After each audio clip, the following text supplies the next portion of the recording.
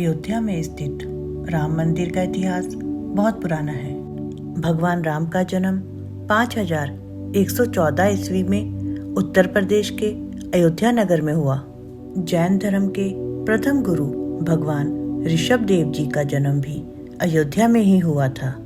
भारत में हिंदू धर्म और बौद्ध धर्म के कई मंदिर थे। बाबर के आदेश से सन 1527 और 28 में अयोध्या में राम जन्मभूमि पर बने मंदिर को तोड़कर एक मस्जिद का निर्माण किया गया। बाबर के नाम पर ही इस मस्जिद का नाम बाबरी मस्जिद रखा गया। कुछ लोगों का मानना है कि बाबर का एक पुरुष मित्र था, उसका नाम बाबरी था। बाबर अपने उस पुरुष मित्र से बहुत प्रेम करता था, इसलिए उसने उस मस्जिद का नाम बाबरी रखा। जब राम मंदिर को तोड़ा गया तो उस मंदिर पर महात्मा श्यामनंद जी का अधिकार था। उस समय राजा मेहताब सिंह ने मंदिर की रक्षा के लिए बाबर की सेना से युद्ध लड़ा। बाबर और राजा मेहताब सिंह में कई दिनों तक यह युद्ध चलता रहा। उस युद्ध में हजारों हिंदू वीर सैनिकों ने अपने प्राणों का बलिदान दिया, फिर भी वह राम मंदिर को बचा नहीं पाए। एक इतिहासकार का कहना है कि 1,74,000 हिंदुओं ने इस युद्ध में अपने प्राणों को न्यौछावर किया है और इतने लोगों की मृत्यु के बाद बाबर ने राम मंदिर को तोड़ा। कितने ही लोगों ने अयोध्या के राम मंदिर के लिए अपने प्राणों की आहुति दी है। अयोध्या से 6 मील की दूरी पर सनेतु नाम का गांव था। उस गांव के एक पंडित देवी दीन पांडे ने आसपास के गांवों के सूर्यवंशी को इकट्ठा किया और फिर से राम मंदिर पर अधिकार के लिए युद्ध आरंभ हुआ। पंडित देवी दीन पांडे समेत हजारों हिंदू लोगों ने एक बार फिर से युद्ध भूमि में अपने प्राणों का बलिदान दिया, परंतु बाबर की सेना युद्ध जीत गई। इस युद्ध को हारने के बाद भी हिंदू लोगों में राम मंदिर पर अधिकार के प्रयासों में कोई कमी नहीं आई। लगातार कोशिशें की जा रही थी। हंसवर के राजा रणविजय सिंह ने पंडित देवी दीन पांडे जी की मृत्यु के 15 दिन पश्चात सिर्फ 1000 सैनिकों के साथ राम मंदिर को आजाद कराने के लिए बाबर की सेना पर आक्रमण किया, परंतु उस युद्ध में राजा रणविजय समेत सभी सैनिक वीरगति को प्राप्त हो गए। महाराजा रणविजय सिंह जी की पत्नी महारानी जयराज कुमारी ने अपने पति की मृत्यु के बाद खुद राम जन्मभूमि की रक्षा करने का जोखिम उठाया और 3000 नारी सेना को लेकर राम जन्मभूमि पर आक्रमण किया। हुमायूं के शासनकाल तक उन्होंने युद्ध जारी रखा। स्वामी महेश्वरानंद जी ने सन्यासियों की एक सेना बनाई और रानी जयराज कुमारी जी के साथ मिलकर युद्ध लड़ा, परंतु हुमायूं की सेना के साथ युद्ध लड़ते हुए स्वामी महेश्वरानंद जी और रानी जयराज जी की मृत्यु हो गई। राम जन्मभूमि पर मुगलों का अधिकार रह गया। मुगल शासक अकबर का शासनकाल आया। अकबर की सेना रोज के इन युद्धों के कारण कमजोर हो रही थी और आर्थिक व्यवस्था पर भी युद्ध का असर हो रहा था। अकबर ने बीरबल और टोडरमल से सलाह मशवरा कर एक चबूतरे पर छोटा सा मंदिर बनवा दिया।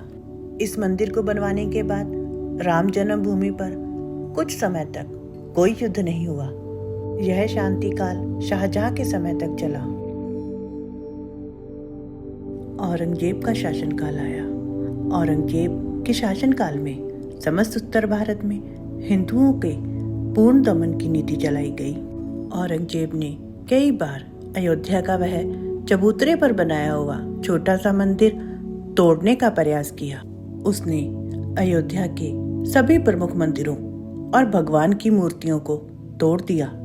औरंगजेब के शासनकाल में सिख गुरु श्री गुरु रामदास जी के शिष्य श्री वैष्णव दास जी ने राम जन्मभूमि की मुक्ति के लिए कई बार आक्रमण किया।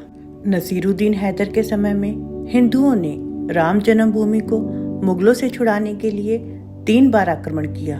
इन आक्रमणों से बहुत बड़ी संख्या में हिंदू मारे गए, परंतु फिर हिंदू सेना के साथ सन्यासियों की सेना मिल गई और मुगल सेना को पराजित होना पड़ा और राम जन्मभूमि पर एक बार फिर से हिंदुओं का अधिकार हो गया।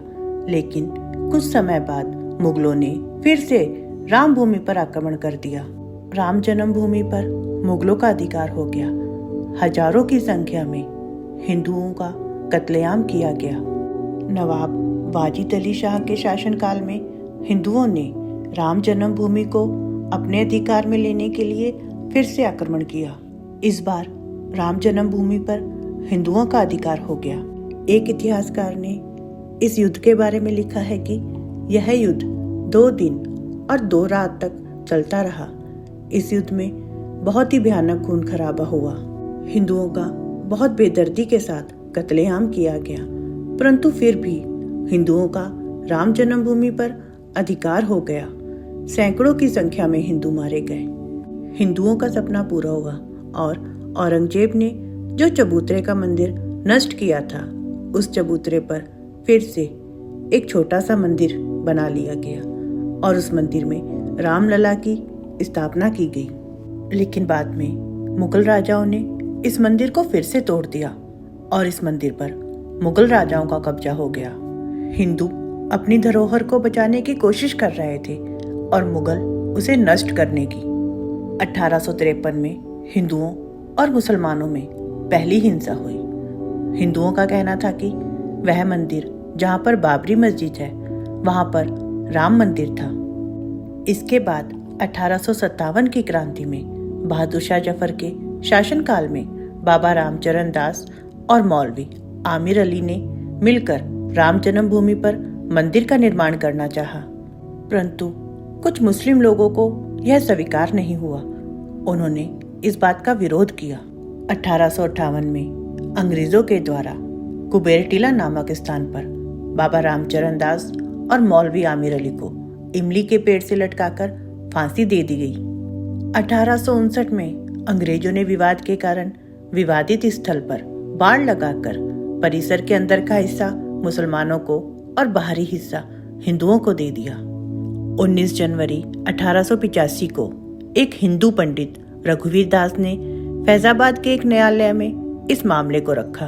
उन्होंने कहा कि बाबरी मस्जिद वाली जगह पर राम मंदिर था क्योंकि वह स्थान भगवान श्री राम का जन्म स्थान है।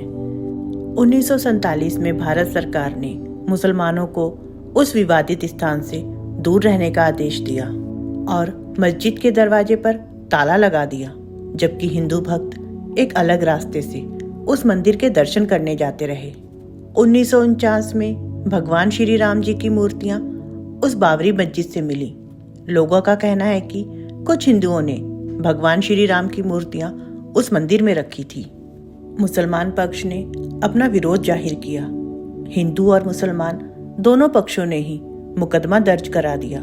सरकार ने एक बार फिर से उस स्थल को विवादित घोषित कर दिया और ताला लगा दिया। 1984 में कुछ हिंदू लोगों ने विश्व हिंदू परिषद के नेतृत्व में उस स्थान पर भगवान राम के मंदिर का निर्माण करने के लिए एक समिति बनाई। बाद में भारतीय जनता पार्टी ने इस अभियान को आगे बढ़ाया।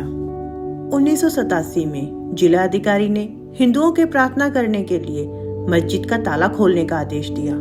इसके विरोध में मुसलमानों ने बाबरी मस्जिद संघर्ष समिति का गठन किया।